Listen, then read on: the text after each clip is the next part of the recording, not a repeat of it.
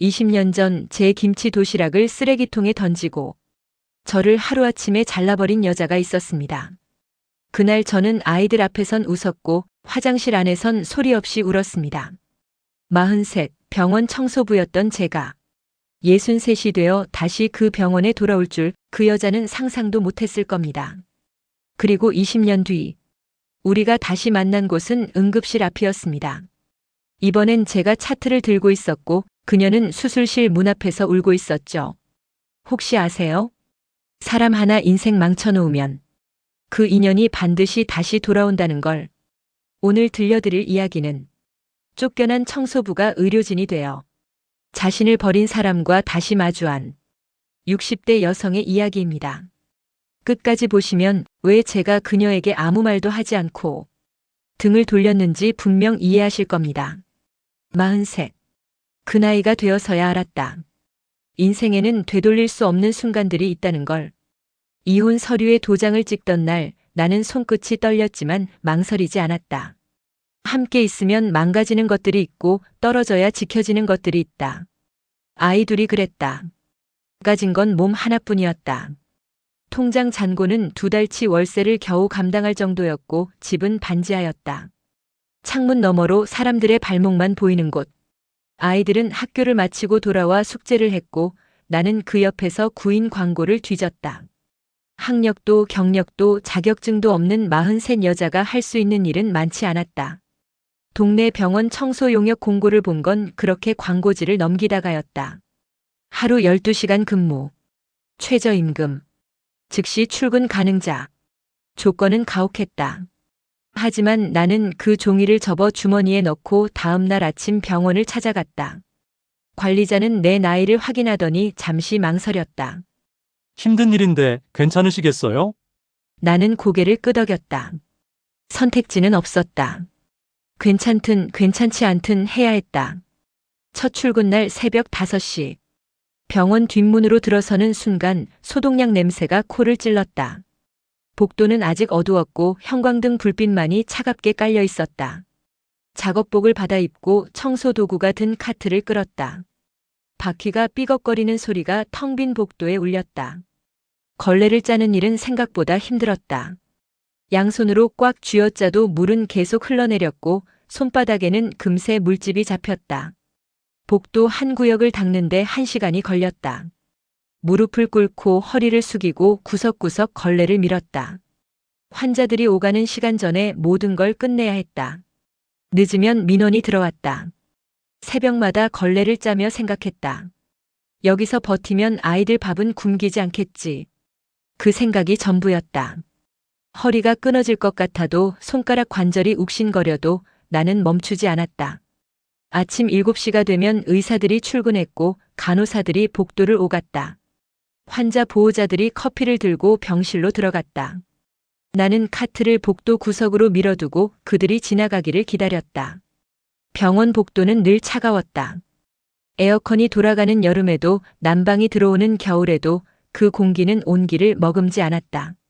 사람들은 각자의 사정을 안고 걸었고 나는 그저 그들이 밟고 간 바닥을 닦았다. 누구도 나를 보지 않았다. 정확히 말하면 볼 이유가 없었다. 사람들은 나를 스쳐 지나갔다. 의사들은 바쁘게 걸으며 차트를 넘겼고 간호사들은 환자 이름을 부르며 병실로 들어갔다. 보호자들은 불안한 얼굴로 복도를 서성였다.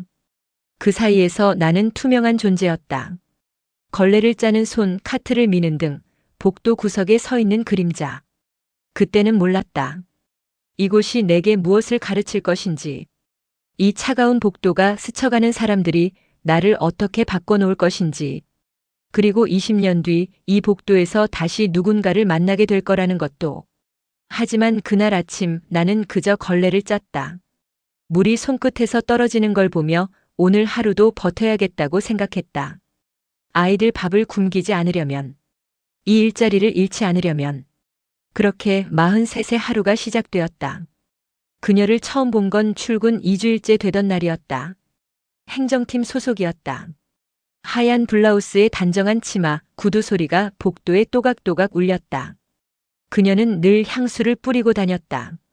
스쳐 지나갈 때마다 달콤하고 무거운 냄새가 복도에 남았다.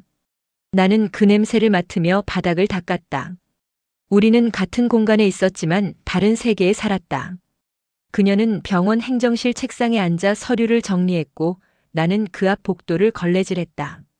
그녀는 점심시간이면 동료들과 웃으며 식당으로 갔고 나는 휴게실 한 구석에서 도시락을 꺼냈다. 그녀의 하루는 정시에 끝났고 내 하루는 12시간이었다.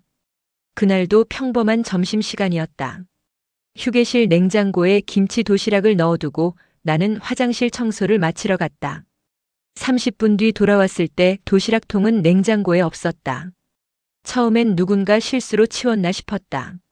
하지만 휴게실 쓰레기통 옆에 놓인 비닐봉지 안에서 그걸 발견했다. 김치 국물이 새어나온 내 도시락. 뚜껑도 열리지 않은 채 그대로 버려져 있었다. 나는 그걸 꺼내 들고 서 있었다. 누가 버렸는지 묻고 싶었지만 휴게실엔 아무도 없었다.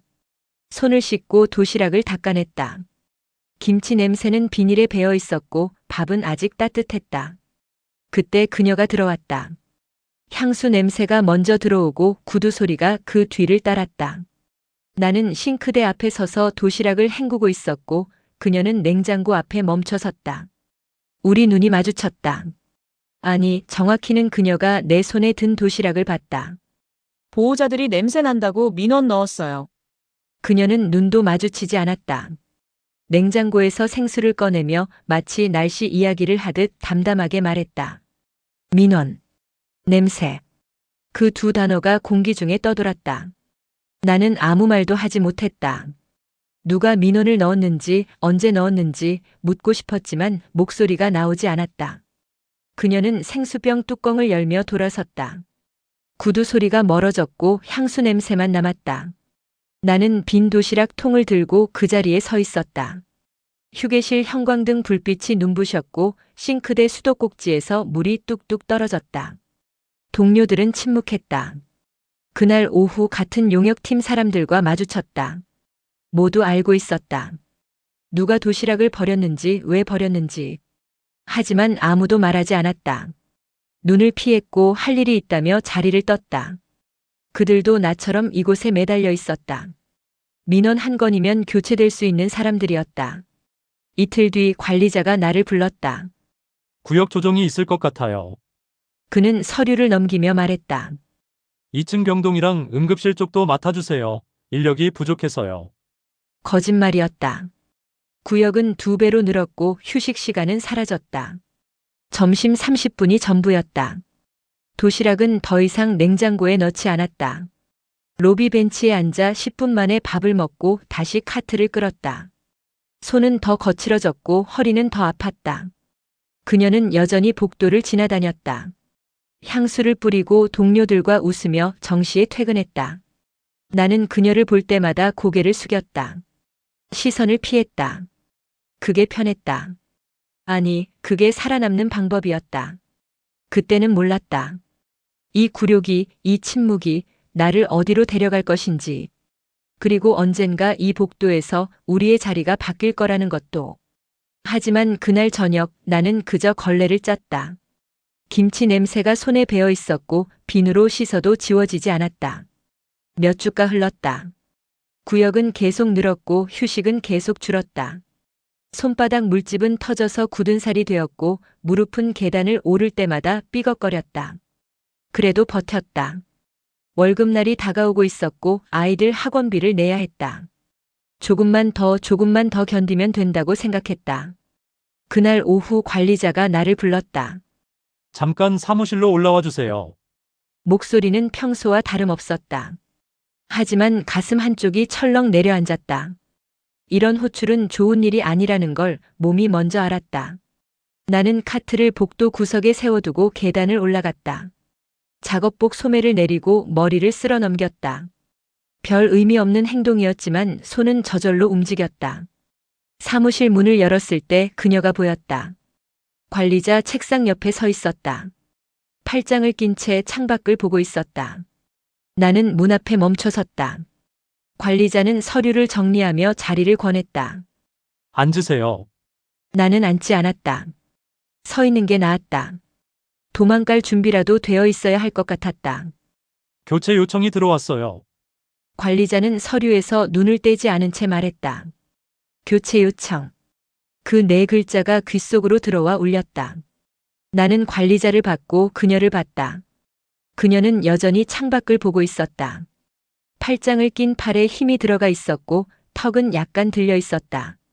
누가 요청했나요? 내 목소리는 생각보다 작았다. 관리자는 고개를 들었다. 잠시 나를 보다가 시선을 피했다. 그건 말씀드릴 수 없습니다. 업무상 필요에 의한 결정이에요. 업무상 필요. 그 말이 전부였다. 설명도 사과도 없었다. 어떤 민원이 들어왔는지, 내가 무엇을 잘못했는지 묻지 않았다. 물어봐도 대답은 같을 것이었다. 나는 그저 교체되는 사람이었다. 이유는 중요하지 않았다. 오늘까지만 근무하시면 됩니다. 관리자는 봉투 하나를 건넸다. 며칠치 일당이 들어 있었다. 손이 떨렸지만 받았다. 봉투는 가벼웠고 안에 돈은 한 달 월세에도 모자랐다. 그녀는 끝내 나를 보지 않았다.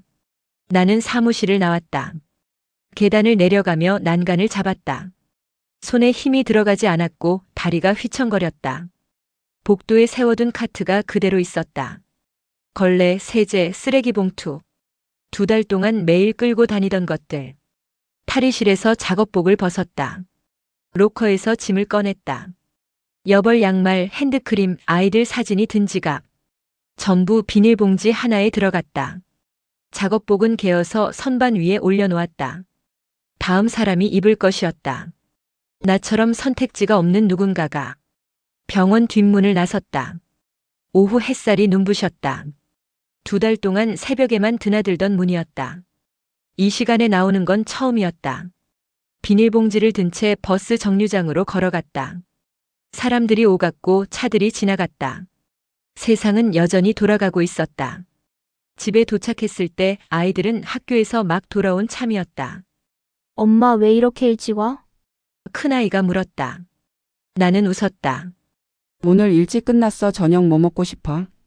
아이들은 좋아하며 메뉴를 외쳤다. 나는 부엌으로 가서 냉장고를 열었다. 남은 재료로 뭘 만들 수 있을까 생각하며 손을 움직였다. 저녁을 먹이고 숙제를 봐주고 씻기고 재웠다. 아이들이 잠든 뒤 나는 화장실로 갔다. 문을 잠그고 변기 뚜껑을 닫고 앉았다. 그제야 숨이 터져 나왔다. 소리 없이 울었다. 입을 손으로 막고 어깨를 떨며 목구멍에서 올라오는 것들을 삼켰다. 얼마나 울었는지 모른다. 눈물이 마르고 숨이 고르게 돌아왔을 때 나는 세면대 거울을 봤다. 퉁퉁 부은 눈, 붉어진 코, 초라한 얼굴. 43 여자의 얼굴. 그날 밤 나는 다짐했다. 다시는 이렇게 쫓겨나지 않겠다. 다시는 누군가의 마음 하나로 내 삶이 무너지지 않게 하겠다. 어떻게든 살아남겠다. 어떤 모습으로든. 수도꼭지를 틀어 얼굴을 씻었다. 찬물이 뺨을 타고 흘렀고 거울 속 얼굴은 조금씩 제자리로 돌아왔다. 나는 아직 끝나지 않았다. 일주일 동안 구인 광고를 뒤졌다. 요양원 야간 보조, 식당 설거지, 건물 관리. 할 수 있는 일은 다 지원했다.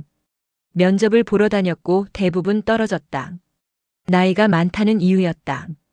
43은 젊지 않았고 쉰을 바라보는 나이였다. 그러다 요양원 야간 근무 자리를 얻었다. 시간당 임금은 병원 청소보다 조금 나았다. 밤 10시부터 아침 6시까지. 어르신들 기저귀를 갈고 체위를 변경하고 응급 상황에 대처했다. 처음엔 모든 게 낯설었다.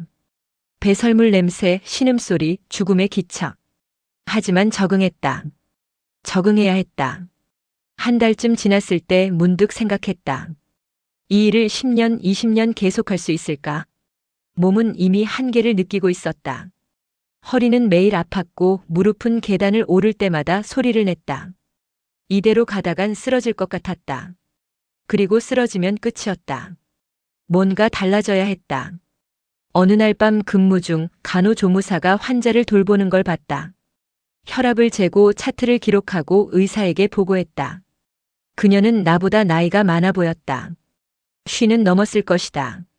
하지만 대우가 달랐다. 존중받았고 정당한 임금을 받았고 함부로 교체되지 않았다. 퇴근길에 학원 광고를 봤다.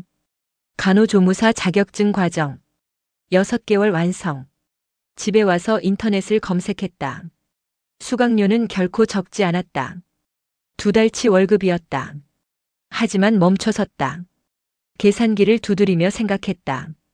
지금 쓰지 않으면 평생 이렇게 살 것이다. 다음 날 학원에 등록했다.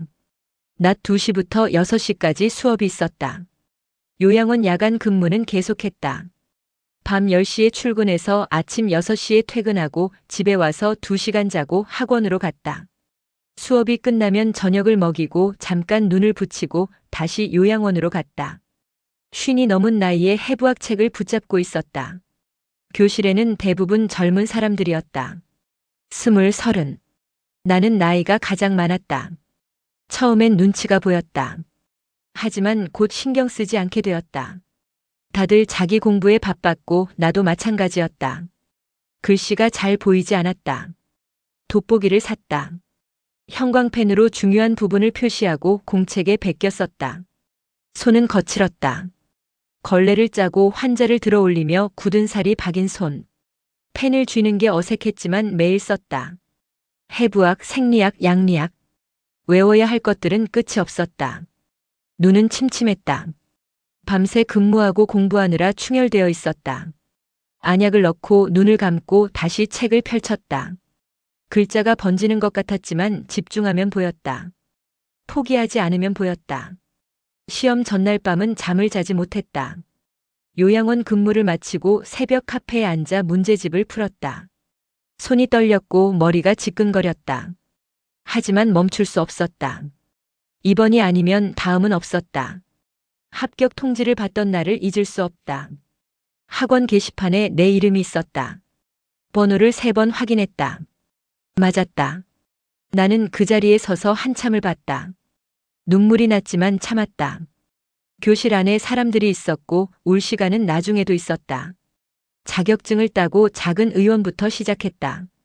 동네 내과 의원이었다. 의사 1명, 간호조무사 2명. 월급은 요양원보다 조금 나았고 근무 시간은 규칙적이었다. 환자를 맞이하고 차트를 정리하고 주사를 놓는 법을 배웠다. 손은 떨렸지만 시간이 지나며 익숙해졌다. 그렇게 10년이 흘렀다. 작은 의원에서 큰 병원으로, 외래에서 병동으로 한 걸음씩 옮겨갔다. 자격증을 더 땄고 경력을 쌓았고 실력을 인정받았다. 50을 넘기고 60을 바라보는 나이가 되었을 때 나는 다시 종합병원 공고를 봤다. 그 병원이었다. 20년 전 걸레를 짜던 그곳.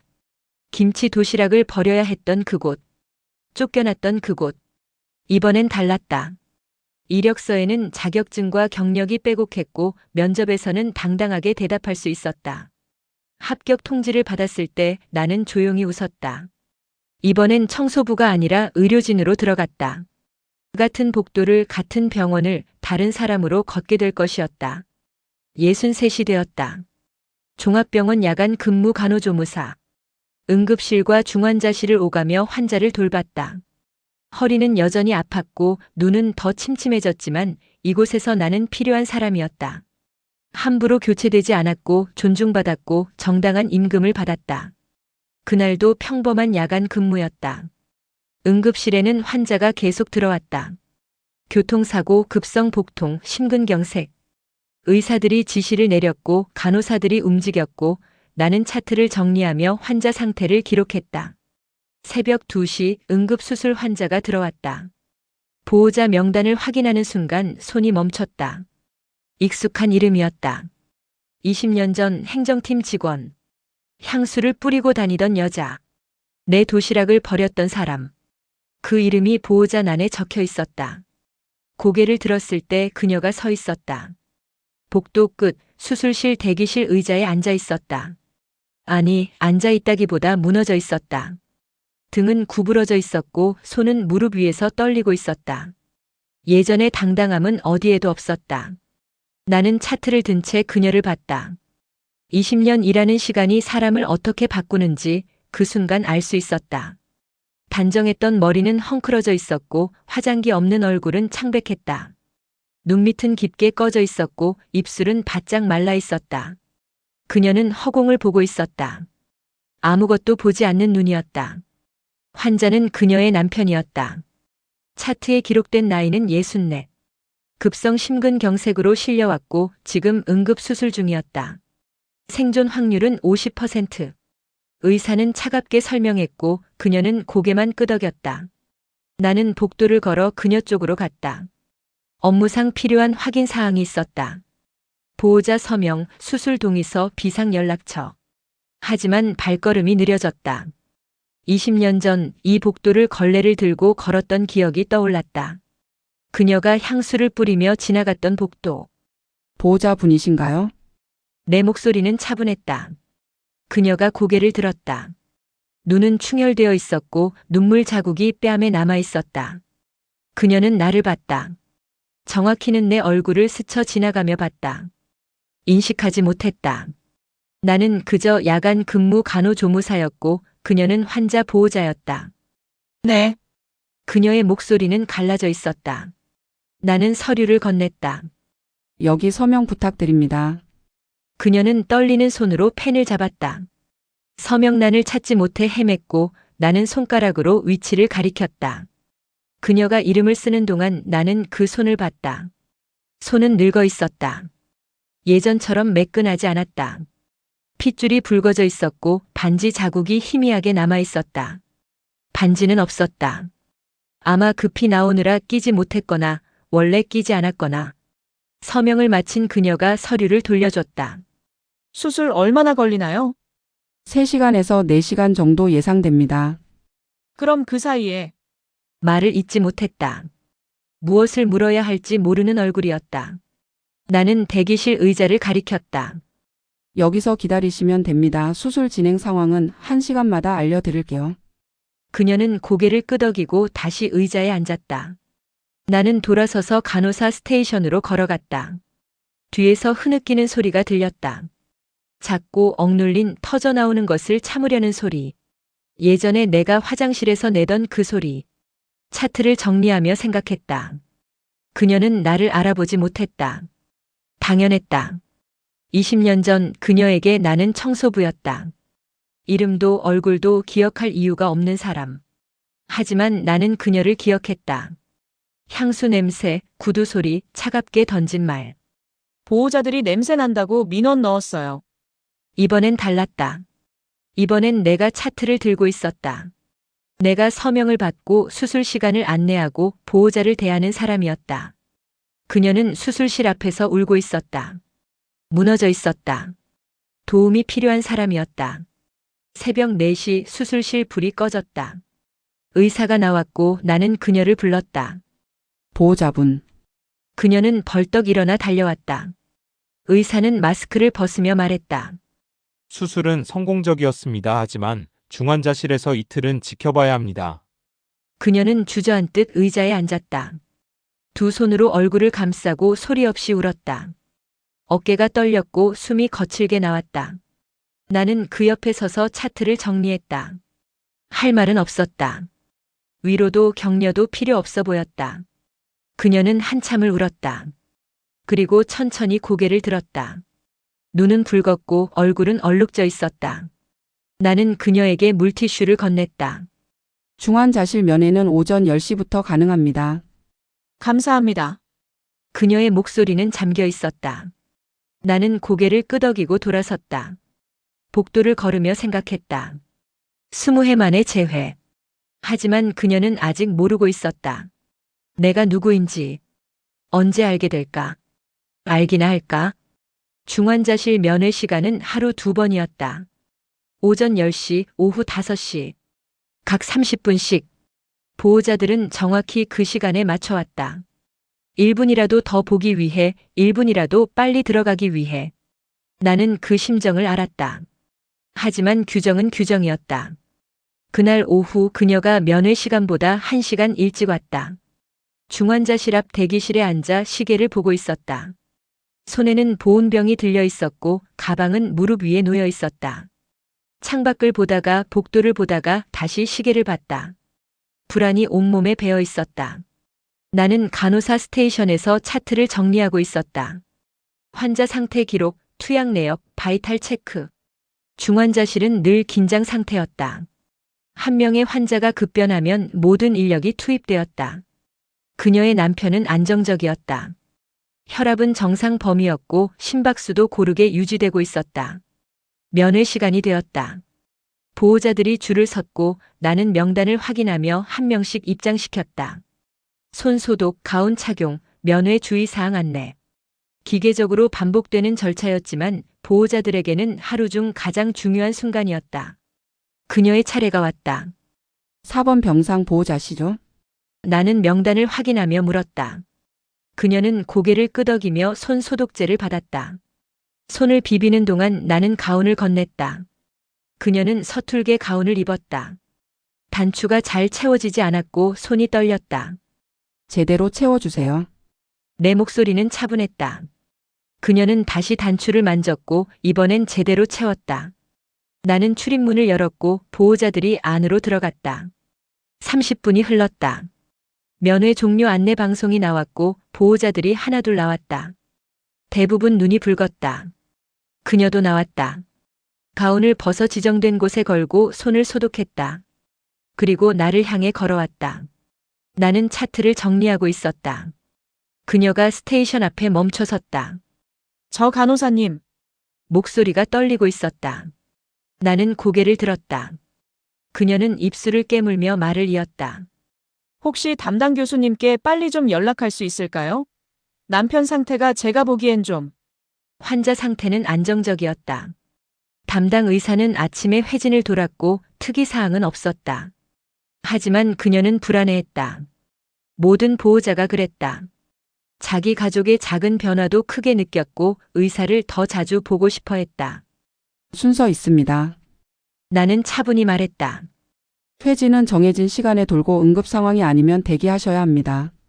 환자분 바이탈은 모두 정상 범위입니다. 그녀의 얼굴이 굳었다. 특별 대우를 기대했던 것 같았다. 간곡히 부탁하면 예외가 있을 거라고 생각했던 것 같았다. 하지만 중환자실에는 예외가 없었다. 모든 환자가 위중했고 모든 보호자가 불안했다. 하지만 그녀가 말을 이으려던 순간 내 이름표가 눈에 들어왔다. 시선이 멈췄다.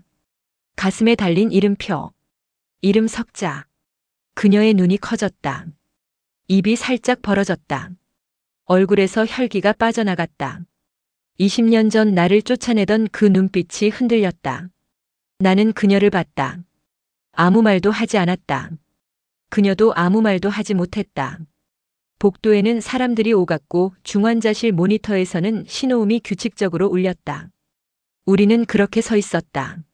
당신, 그녀의 목소리는 바람 빠진 풍선 같았다. 나는 차트를 덮었다. 면회는 오늘 저녁 5시에 다시 있습니다. 그때 오세요. 그리고 자리에서 일어났다. 다른 환자 차트를 가지러 선반으로 걸어갔다. 그녀는 그 자리에 서 있었다. 무언가 말하려는 것 같았지만 입만 열렸다 닫혔다. 사과할까, 변명할까, 아니면 모른 척할까? 그 모든 선택지가 얼굴에 스쳐 지나갔다. 나는 과거를 들추지 않았다. 보호자분 대기실에서 기다려주세요. 복도는 다른 분들께 방해가 됩니다. 목소리는 여전히 차분했다. 업무적이었다. 감정은 없었다.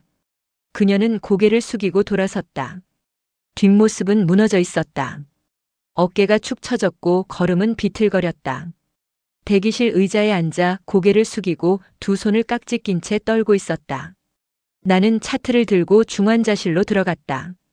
4번 병상 환자 그녀의 남편. 인공호흡기에 연결되어 있었고 모니터에는 심박수가 규칙적으로 표시되고 있었다. 나는 바이탈을 체크하고 수액 속도를 확인하고 차트에 기록했다. 규정대로 순서대로 움직였다. 그게 전부였다. 복수도 조롱도 필요 없었다. 나는 내 일을 했고 그녀는 보호자였다. 20년 전과 자리만 바뀌었을 뿐 나는 여전히 같은 사람이었다. 다만 이번엔 쫓겨나지 않는 사람이었다. 며칠이 지났다. 그녀의 남편은 회복 중이었다. 중환자실에서 일반 병동으로 옮겨졌고 의식도 돌아왔다. 위기는 넘긴 것이었다. 그녀는 매일 면회를 왔다. 오전, 오후 빠짐없이. 나와 마주칠 때마다 고개를 숙였다. 눈을 피했다. 나는 여전히 업무를 했다. 환자 차트를 정리하고 바이탈을 체크하고 보호자에게 안내했다. 그녀에게도 마찬가지였다. 특별히 친절하지도 특별히 차갑지도 않게. 그저 다른 보호자들처럼 대했다. 일주일째 되던 날 야간 근무를 마치고 있었다. 새벽 6시. 교대 시간이었다. 낮 근무 직원들이 하나둘 출근했고 나는 인수인계 서류를 정리했다. 로커룸으로 가려던 순간 복도 끝에서 그녀가 서 있었다. 이른 시간이었다. 면회 시간은 아직 4시간이나 남아 있었다. 하지만 그녀는 거기 있었다. 손에는 아무것도 없었다. 보온병도 가방도 없었다. 그냥 서 있었다. 나를 기다리고 있었다. 나는 걸음을 멈췄다. 그녀가 천천히 다가왔다. 얼굴은 여전히 창백했고 눈밑은 어두웠다. 하지만 시선은 흔들리지 않았다. 나를 똑바로 보고 있었다. 말씀드릴 게 있어서요. 목소리는 가라앉아 있었다. 나는 아무 대답도 하지 않았다. 그녀는 숨을 들이쉬고 입을 열었다. 그때 제가 말이 끊겼다. 무엇을 어떻게 말해야 할지 모르는 얼굴이었다. 사과를 하려는 건지 변명을 하려는 건지. 됐습니다. 나는 짧게 말했다. 지난 일이에요. 이제 환자분 회복에만 집중하세요. 그녀는 고개를 저었다. 아니에요. 말씀드려야 해요. 그때 제가 정말 잘못했어요. 지금 생각하면 어떻게 그럴 수 있었는지. 말은 계속 이어졌지만 나는 듣고 있지 않았다.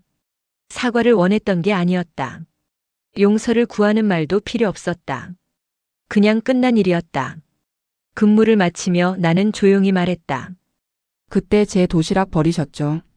그녀의 얼굴이 굳었다. 전 아직 기억합니다. 목소리에는 분노도 원망도 없었다. 그저 사실을 말했을 뿐이었다. 당신이 그랬고 나는 기억한다. 그게 전부였다. 그녀는 고개를 숙였다. 어깨가 떨렸고 숨소리가 거칠어졌다. 울고 있는 것 같았다. 하지만 소리는 내지 않았다. 나는 그 모습을 잠시 봤다. 20년 전 화장실에서 울던 내 모습과 겹쳐 보였다. 나는 등을 돌렸다. 환자분 상태 좋아지고 있으니 너무 걱정하지 마세요. 그리고 걸었다. 복도를 따라 로커룸을 지나 병원 뒷문으로 향했다. 뒤에서 그녀가 뭐라고 말하는 소리가 들렸지만 돌아보지 않았다. 더 이상 할 말은 없었다. 병원 뒷문을 나섰다. 새벽 공기는 차가웠다. 하늘은 아직 어두웠지만 동쪽 끝이 조금씩 밝아지고 있었다. 나는 계단을 천천히 내려갔다. 20년 전 비닐봉지를 들고 이 문을 나섰던 기억이 떠올랐다. 병원 복도를 걸으며 생각했다. 사람을 함부로 대하면 언젠가는 그 자리에서 다시 만나게 된다는 걸. 돌고 돈다는 말이 있다. 인생이 그렇다. 위에 있던 사람이 아래로 가고 아래에 있던 사람이 위로 올라간다. 그 자리가 바뀌는 순간 과거는 돌아온다.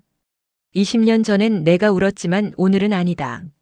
나는 쫓겨나지 않았다. 무너지지 않았다. 포기하지 않았다. 밤마다 걸레를 짜며 버텼고 새벽마다 책을 펼치며 공부했고 한 걸음씩 앞으로 나아갔다. 그 시간이 나를 여기까지 데려왔다. 나는 밀려나지 않았다. 끝까지 버틴 사람이었다. 버스 정류장에 도착했다. 벤치에 앉아 하늘을 봤다. 어둠이 걷히고 있었다. 곧 해가 뜰 것이었다. 새로운 하루가 시작될 것이었다. 나는 가방에서 물을 꺼내 한 모금 마셨다. 핸드폰이 울렸다. 큰아이였다. 엄마 퇴근했어? 조심히 들어와.